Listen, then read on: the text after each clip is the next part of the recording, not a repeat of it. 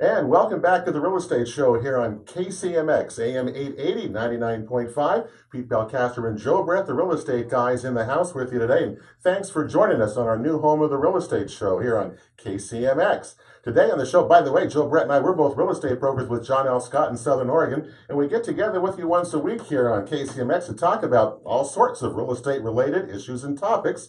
And today is no exception, right? We love doing it. Today it marks number like 430 some odd shows, and I just think the guests just keep getting better and better with more and more interesting information to share. Trevor Boucher and Patty Millen are with us today, Joe, and you talk about brokers who are, one's based in Medford, one's kind of based in Ashland, and between the two of them, they've got the market covered. So nice for being here. Thanks for joining us here today at our new home, isn't it, today? Thanks for having us back. Yeah. Well, tell us a little bit about what you guys are seeing in the market. Trevor, it's we're starting March. It's a busy time. What are you seeing out there that you want to share with folks today? Well, I think that there's starting to get to be some more inventory coming online. My wife Gina and I, we've got a couple homes getting ready to hit the market. People tend to like to wait until spring. A lot of people, the general public, feel that spring is the best time to put a home on the market. Yeah. Yeah, you think it is too? There's more competition in the spring. Winter, there's less homes on the market, but the buyers are more serious, less competition. So that's hard to argue either way. It's hard to say which one really is better. Yeah, I know. Patty Millen, you've been around a long time. My goodness, you've seen this market go up and you've seen it go down and back up and down a few times, huh? 24 years of doing this every single day. All right. Yeah, it's interesting. As we start to watch the new spring market formulate, which it really hasn't fully done, and see what's trying to emerge. It's pretty fascinating year to year. You always hope it's going to be really busy. We're hoping this year, and we think that we're going to get a lot more homes on the market than we've had the last few years. And we've had the lowest inventory levels in history, certainly in my career, 24 years. And I think we're going to see more inventory. I think we're going to see that disperse the pent-up buyer demand a little bit, probably by end of the summer. And we'll see what happens, but we're really counting on that inventory to show up. We have a lot of buyers waiting in the wings wanting to buy. Well, you talked about inventory, and in the latest MLS stats, there's less than there's less than 800 homes on the market in Jackson County. And there were lots of times, Joe, well over 1,000. We used to see 1,100, 1,200, even when it was bad. Yeah. And in Josephine County, that number is less than 400. Well, that's amazing. So it really does play, and we talk about it all the time, but it really does play a big role in the market, is the inventory. It is, and I think that some of the inventory in the higher price ranges is hanging out longer than it has in the past. And right now, if you have something well priced, good condition, nice location, and you're priced under that 500,000 mark, your home's going to go really quickly. It's got to be priced right. That's always the thing, because we keep telling people, look, this is what do we call it? It's a seller's market, right? That's what we talked about all the time. It's a seller's market, right? It's a seller's market for 500,000 and less. It truly is a tale of two markets.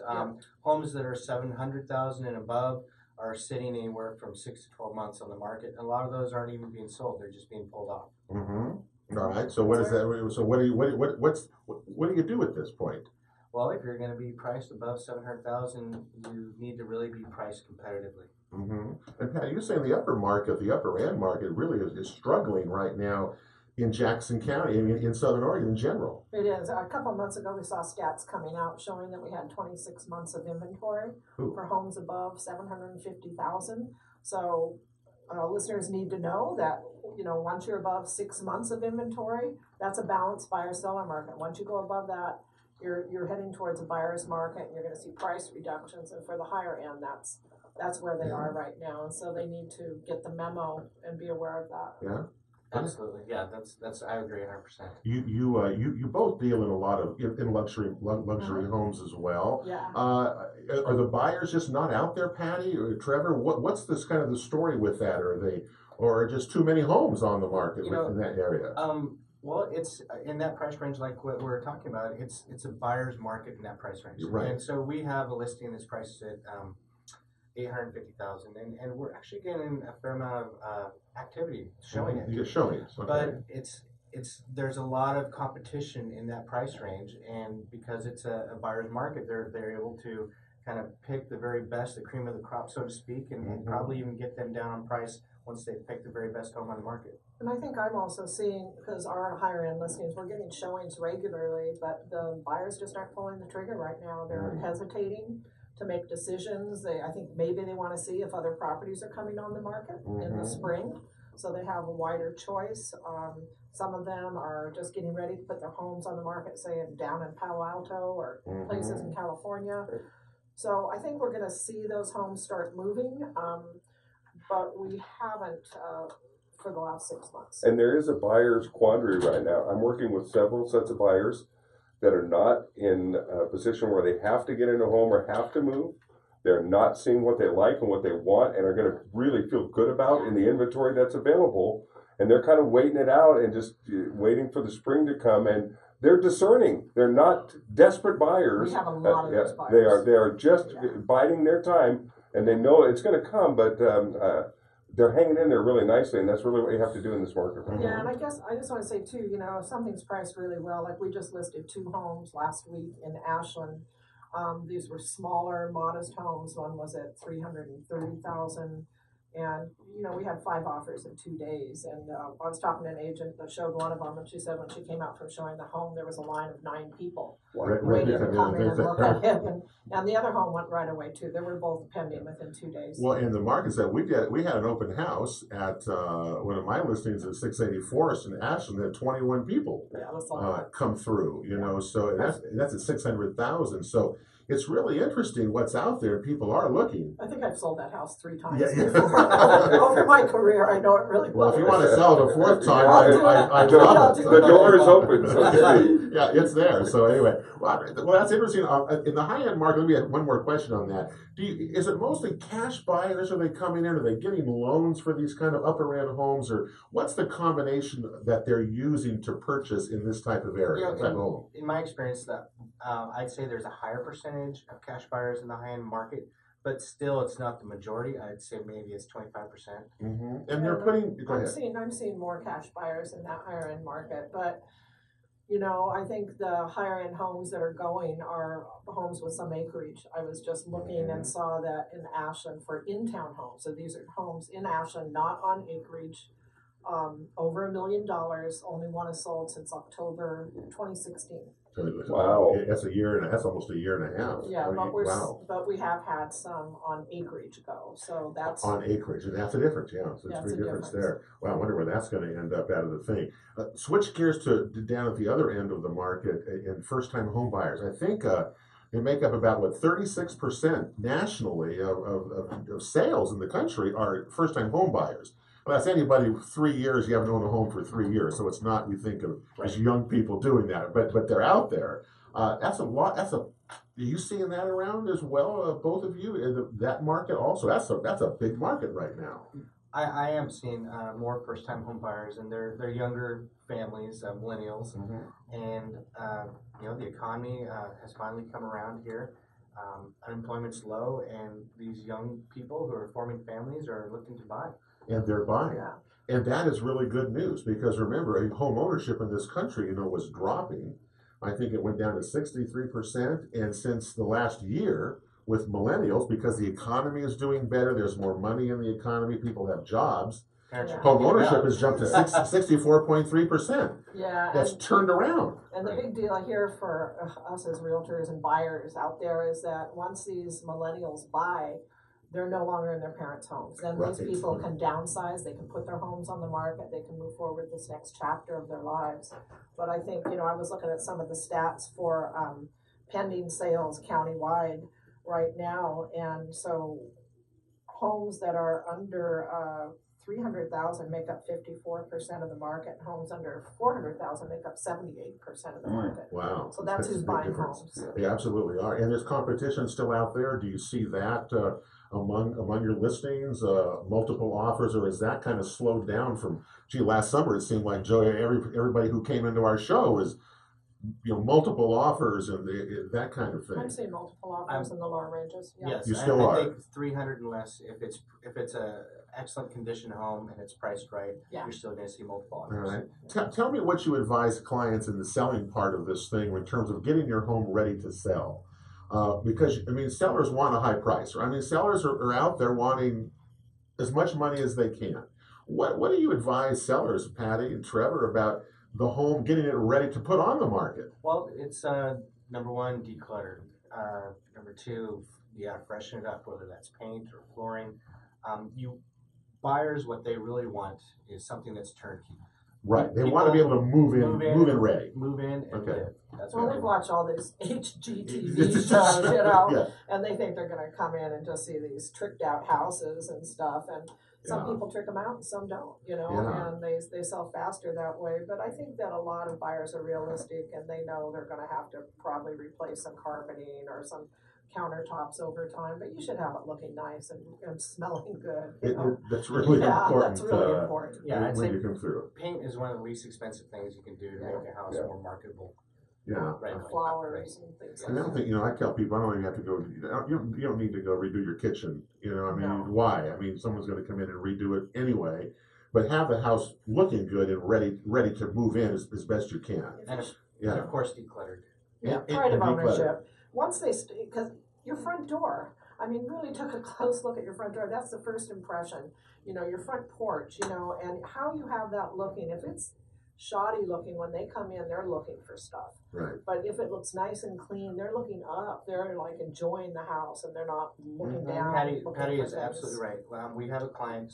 He took his home off the market over the holidays because he wanted to wait until the spring and he wanted to do a little sprucing up on his house.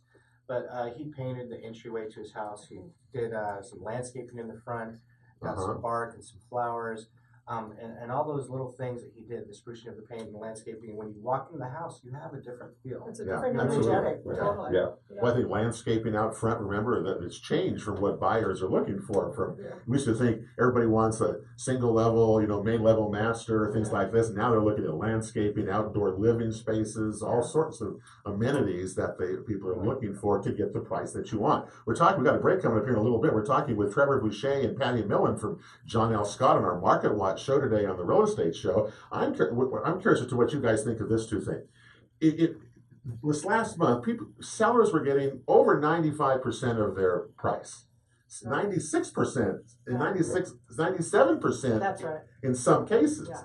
That has fallen now. Yeah, we're It's down below to- 95. Now we're at 94.5. So what is that telling sellers and buyers? What's going on with that? Because you think you're still getting a big price. I think sellers are getting excited about the market and they're putting their homes on the market a little bit overpriced. Okay. And so you're seeing some pushback from buyers. So that would to me explain why the list versus sales price has gone from 97% to roughly 94.8%. Yeah, that's a pretty good drop when you think about that. Well, it is, and so when you're guiding your sellers to putting their homes on the market, you have to prep them for that. Right. Because if they start getting contentious with a buyer thinking that they're not getting as much as they want, they can lose that buyer. Right. The buyer will wait. They may not be able to turn around and go find another house that day that they like they used to in the old days, Right. but they're willing to wait.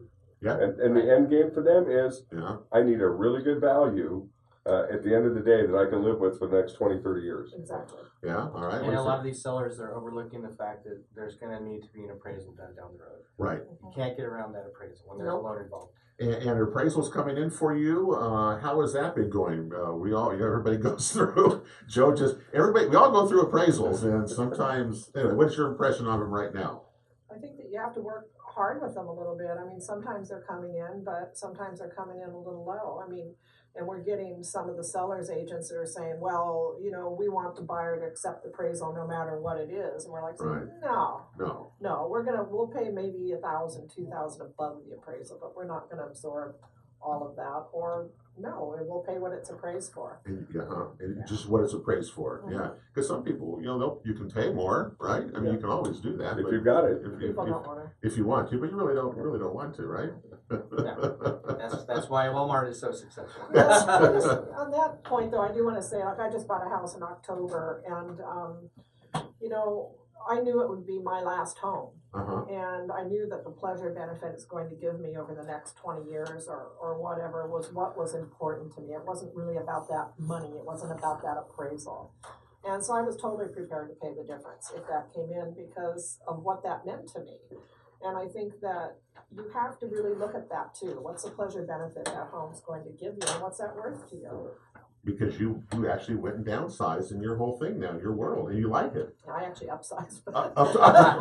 Okay, anyway, we got a break coming up here. We're with Patty Millen and Trevor Boucher and the John L. Scott Market Watch Show and the Real Estate Show here on KCMX. We got a break coming up. We're coming right back after this. Welcome back to the Real Estate Show here on KCMX as we continue here on this first weekend of March. Pete and Joe, the real estate guys, with you here at KCMX today. You've been busy. I mean, but we've both been pretty busy. There's a lot of activity going on. A lot of buyers. I mean, they call it there's a backlog of buyers. Yeah.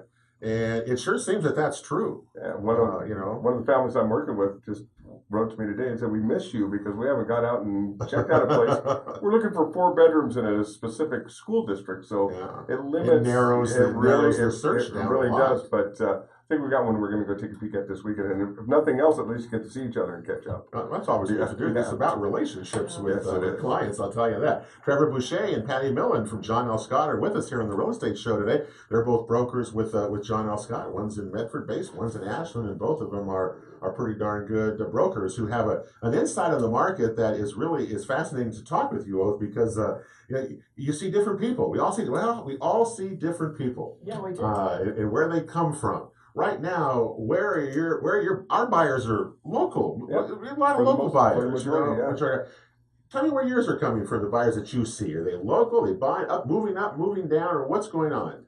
We've had some people from East Bay. We got someone that's looking to buy up here. She's going to be relocating from Menlo Park, another Bay Area. Yeah. People from Washington State. Yeah, a lot of people from Washington. From Washington. Sick of the rain. Yeah, but California retirees. I mean, that still seems to be our staple. Yeah, I'd say people from out of state, the highest percentage are coming from California. Yeah, they're ready to retire. They've been looking forward to this part of their lives for years. Yeah, and they're excited, and they really want the right property. And we have some buyers who've been looking for 6-7 months, and they get a little hostile once in a while, like I'm holding the goods back or something. Yeah. But we look at those sheets every day, but we're just we're waiting for those right properties to come on. Mm-hmm. At this time, go ahead. And I think a lot of those folks don't see as good a retirement ahead living in California. It's really attractive to come up here to have your nest egg in hand, get a beautiful property. Yeah. And your prospects of hanging on to that and living comfortably I can see why it's so attractive to them because there's a lot going on down there, not to hang around for. California has 40 million people, and Oregon has 4 million. Most of them are up north. So there's this whole different quality of life, and then they're selling their homes for close to 1.5 to 2 million in places like Menlo Park, Palo Alto, Redwood City, and these are small homes that they have. And they can come up here and get a really nice sized home for 30% of that. Pay cash for it. Our client is going to be relocating here from Menlo Park. She has a 2-bedroom, 1-bath, 970 square feet. She's going to be putting it on the market this spring for $1.8 million. Yeah, that's right. And they'll probably get them. They'll probably get those prices. Yeah, no, they I don't will. know. I mean, They will get them. I think our market's crazy. Look at parts of California. Who moves to California with that big sack of money in their hand? Well, when the median price in San Francisco is now over $1 million, that really limits the market in a whole lot of ways. And that scares me about our market. If we ever get to that point, we're going to price ourselves out, and that's not going to be good. That's happening in Portland. We have so many people who are well. Look. Even did you notice this week people protesting rent increases? Around town. Because the alternative, I mean, there's just no place to go. Rents are crazy. That is a concern here with our market is that the wages are not keeping up with the appreciation of homes at all. So a lot of workers here locally are being priced out of the market, and that's sad to see. Yeah, and you're a developer, Trevor. I mean, you develop homes in areas and stuff. What's the solution to this thing? I mean, I don't know what we build apartments, but we still don't have enough. Well, we build single family homes, but are we building them I mean, they're selling them, but is that what people are wanting? I mean, what's your thought of it? I think we need more high density. I think we need more apartments, and there's Okay. We don't have land More for it. apartments? Well, there's- Continue with that. What else can you do besides that? More apartments? Can you build additional dwelling units? Can I add? additional dwelling units, just higher density, whatever that entails. Apartments, ADUs, things along that line. You know, they've got the tiny house village, Right. but that's for people who've been mainly Well, homeless. Homeless there, yeah. There's a Habitat for Humanity. They build smaller homes. I think just higher density is the Well- answer. You know, part of the problem right now, though, is we don't have any land zone for multiplex. We don't have it. And then the other problem is the construction costs are super high right now.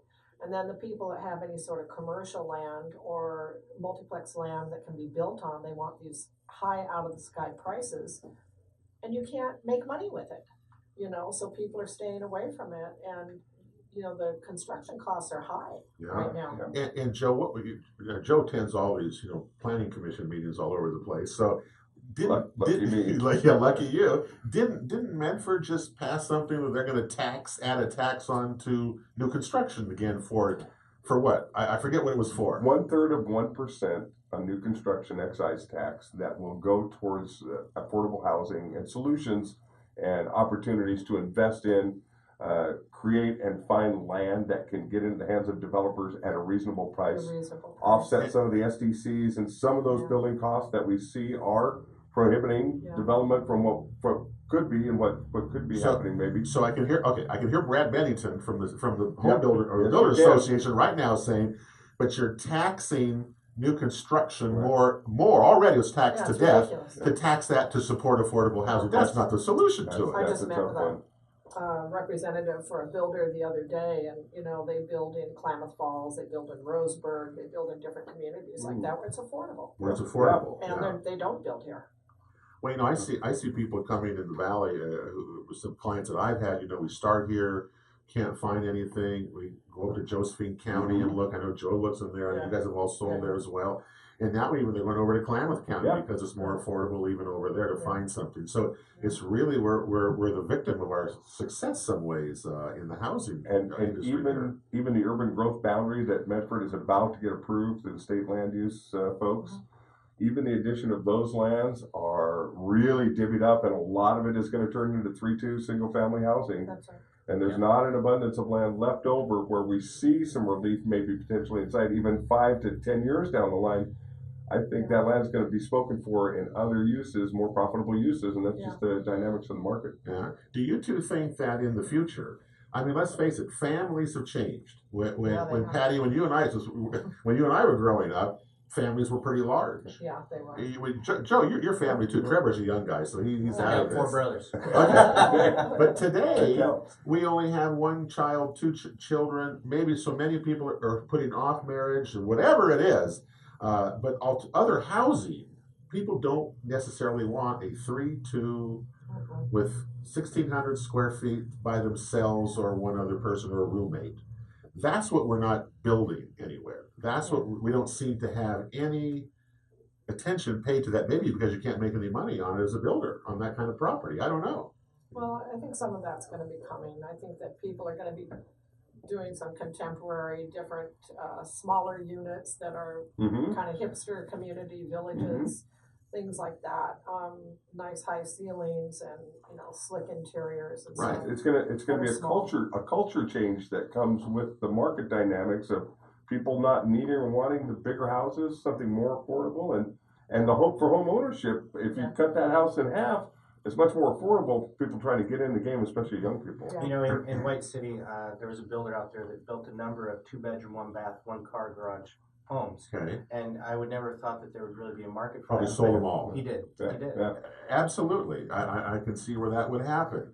Because You know, I'd rather own that home than rent one a Yeah. little bit bigger. Yeah. Well, the Ashland Cottage or the Cottage Housing Ordinance, Joe, that passed recently, allows you to divide a piece of property 3 ways. Small units, they're no more than 800 square feet, for increasing home ownership. Because again, when we get new housing, what does a new house cost today, Trevor? You're building some, I know, in Southwest Medford, right? What are those going for? They're nice places. What are those going well, for? you know, we're bumping up to about $200 a square foot. 200 square foot. Right. Okay. So 1,400 square foot house is going to start around 280,000. 280,000. Okay, that's what they're going for now. So you can now. I had someone. Well, if I buy this 320 square foot place on a piece of land here, what is this going to be worth to me? So I got this question put to me. Yeah. I had no idea. I go, it's never been done before. Is it Well, maybe 100,000, 150,000? But it's more affordable though for a person than what Trevor just said at 280. You know, one of the concerns I think for that, and I don't know if I'm right, I have no way to know if I'm right, is down the road, demand for those could change. And people just don't want to feel confined, feel their loss of freedom, you know, feel those things. They want more of a sense of space around them. You don't know. Yeah. You know, Yeah. because that's a whole different living situation. But we're certainly the demand is there right now Right for now them. it's there very strong. And what's really concerning is the rental market in this valley. What people are getting for rental housing, just for houses. Yeah. I mean, let alone apartments, but houses. It's ridiculous. It's well, you could afford to buy a house. I mean, for Exactly. this, we always talk about, you know, you A run of the mill rent house or- in town's $2,200 Yeah. a month. yeah. And what are they in Ashland going for, Patty? They're even higher, 3,000-4,000. Yeah. I was reading an article today about one of the reasons why people are leaving California, and I think they were saying about 60% of people that rent in California, 50% of their income goes to rent. Goes to Yeah. rent. Yeah. Wow. But that's And not I've sustainable. never seen the same numbers here with those rent increases just outlined in the local Yeah. media this week. Yeah. Yeah. I've sure seen a lot of new construction going on. You know, Mike Fry out in Eagle Point was telling me on his street, out by the Eagle Point Golf Course, which has this big long area of nothing for years, has 16 homes being built on it right now. But Eagle Point has a lot of land. But those prices out in Eagle Point, excuse me, Yeah. the people that bought them back in '06, and you know the appreciation hasn't kept up with where they think it should Right. be, because they're in Eagle Point and they're a little bit more isolated, Yeah, and right. these guys want 500,000 and their houses are selling for 440, Right. and so they're not happy.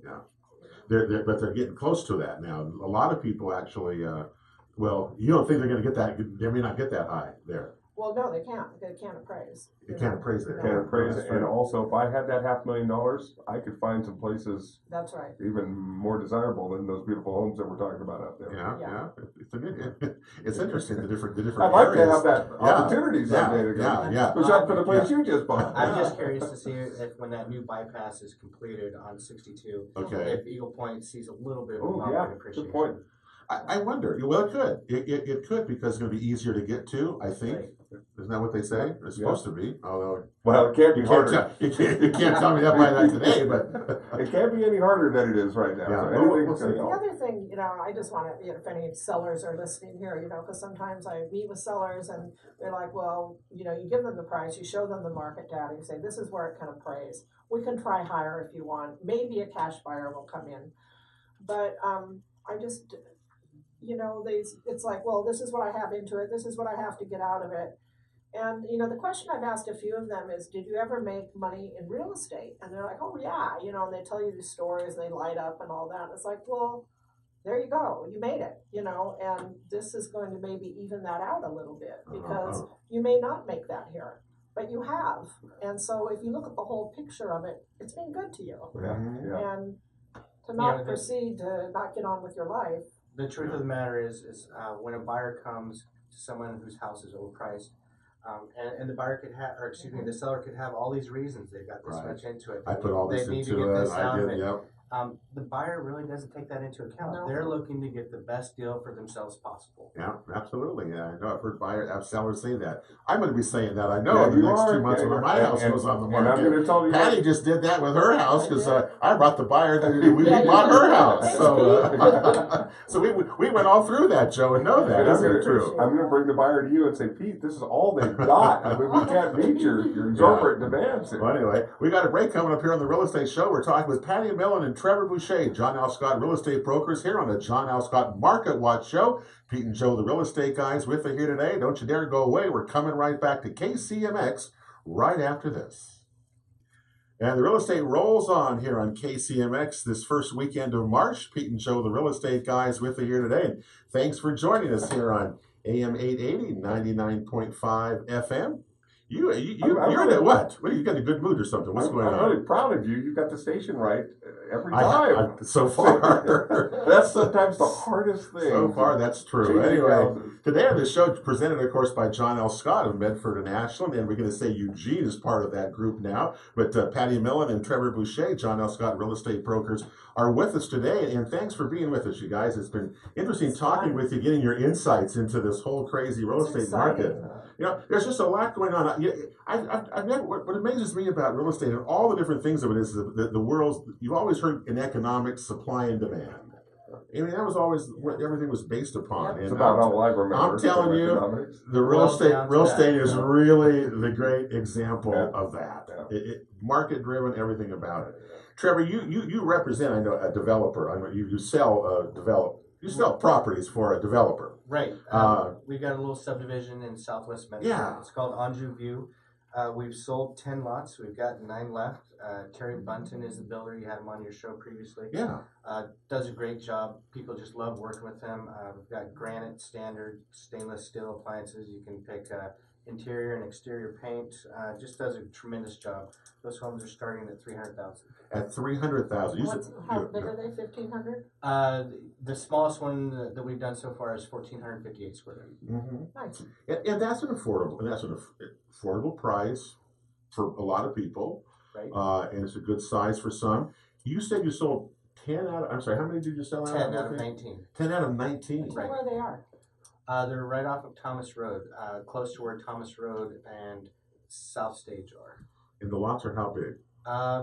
They range between a .12 and a .16. Okay. acre. But you're successful with that. And the people who Yes. bought those, families, first time buyers? We've got some retirees Okay. moved here from Arizona. We've got some other retirees that were here locally, and then we've got a couple of families with young kids. So it's a good mix, good cross section. Mhm. Good community. Okay. Yeah, that is a nice area out there. I live very close to that. Yeah. I actually did a deal over there with some of the development about 5-7 years ago before it tailed off for a while. But there are some really nice elements to those neighborhoods there over there. Folks could You know, Yeah. Southwest find Medford is likable. Southwest Medford is a nice area. You're It only is. 3.5 miles to Jacksonville. Mhm. Griffin Creek School District. It's a nice place. It's beautiful out Mhm. there. And there's a lot of activity out there also. I mean, It this feels is a very country. desirable area.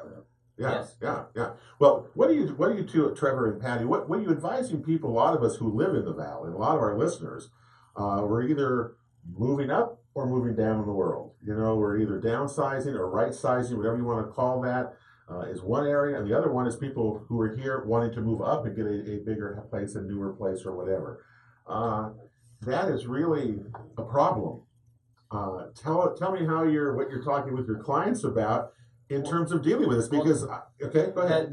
You're right, Pete. It can be a problem because we do have a shortage of inventory, and a lot of people are hesitant to put their home on the market because they're afraid they won't be able to find something right away, and then they'll be in limbo for a while. Nobody wants that.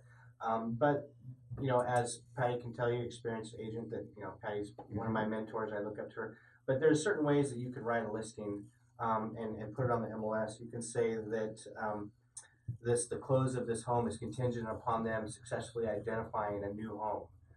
So that's how you can kind of somewhat protect And your if you seller. do contingencies, and let me get your opinions on this, because buyers, everybody has a different opinion on contingencies. Does it make your offer weaker to do that, or should you not do that? I mean, I'm always I'm torn Contingent about on that. What do you I think? mean, what's the Well, question? he says it's contingent on you selling your house. But when you go to buy a house and it's contingent upon that, the other seller isn't maybe too keen on that, right? Well, that's true, but I mean, it really depends on the house, depends on what they're buying, how long it's been on the market, what the Okay. demand is for it. Are they gonna be paying cash? I mean, like we just wrote an offer for a client for the 770,000 range, making it contingent on his house selling, which wasn't even on the market. We got our offer accepted. And you got it accepted. Yeah, I've had yes, we did. I've had that same experience. They wouldn't accept Yeah, it because of that. because- Because of that. His offer was his home's right in the middle of Silicon Valley. Okay. His neighbor's house went on the market the week before. They had 8 offers, Wow. as much as 100,000 over the asking price. Yeah. You're kidding. And so we knew it Wow. would sell right away. Well, Sure. and that's a good point. So I think that if you have a buyer who wants to make a contingent offer and their home's not even on the market yet, something that you can do is a little bit of research, and if they're from out of area, you can kind of show what the market's like, where they're coming from, and kind of talk about where they're going to be positioning their house price-wise, how competitive it will be. And then the other factor is that the offer they're making, how competitive is that? All these things factor in as to whether or not Yeah, the it's a whole seller will, package. Okay. accept a contingent offer. And are you finding it more difficult for people to downsize or to upsize? Trevor, what are you finding on that one? Well, I think depends on how much you're wanting to upsize. Like we were talking about earlier, if you're 500,000 or above, there's more inventory in that price range, and they're kind of sitting a little bit longer. Right. So I think that if you were somebody that was wanting to upsize into that price range, it's a little bit easier. A little bit easier to go Right. into that range. Okay, Correct, Joey, yes. maybe get that one. Maybe that range, that 500 range. Okay. But vice versa, if you're trying to go down, it's a little more competitive. Downsizing seems to be more difficult for seniors, and I have a lot of older clients. I mean, that's kind of the way I've kind of been doing that, and it's, well, I tell you, the alternatives for them or where to go Well, is really hard, Trevor. There's not a lot of places to go. Well, Mahar Homes, I have to give them a lot of credit. That's something that they've tapped into is that market. What they've been building in Summerfield subdivision, which happens to be where I live, so I know this firsthand. Okay. They're building what you call cottage style homes, and those are homes that have the front porch in the front, and then the garage is in the back, and you yeah. access through an alley.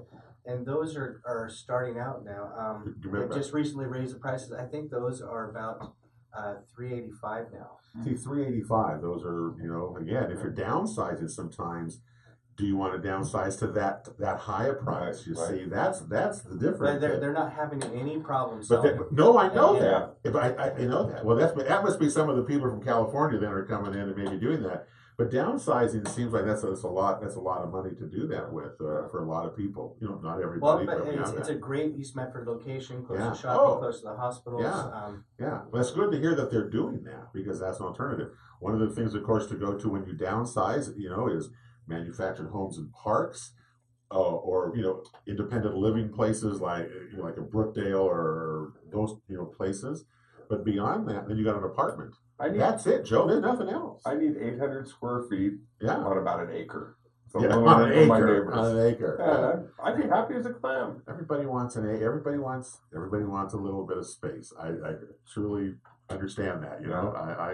I truly do, and unfortunately, not every place has a little bit of space. But we're almost out of time, Trevor. So you think this 2018 going to be a good year? I mean, there's a lot going on. It's starting off strong. Yeah. I think that the general public, that they've seen that the market's good for a couple years now. So you've got more people believing that the market is good, and more people who have gained enough equity in their home that they feel it's time to try and sell, whether Economy's they're good. upsizing or The downsizing. economy is good. Right. At the Ashland MLS meeting this last week, it was the most new listings I've seen on that thing in months.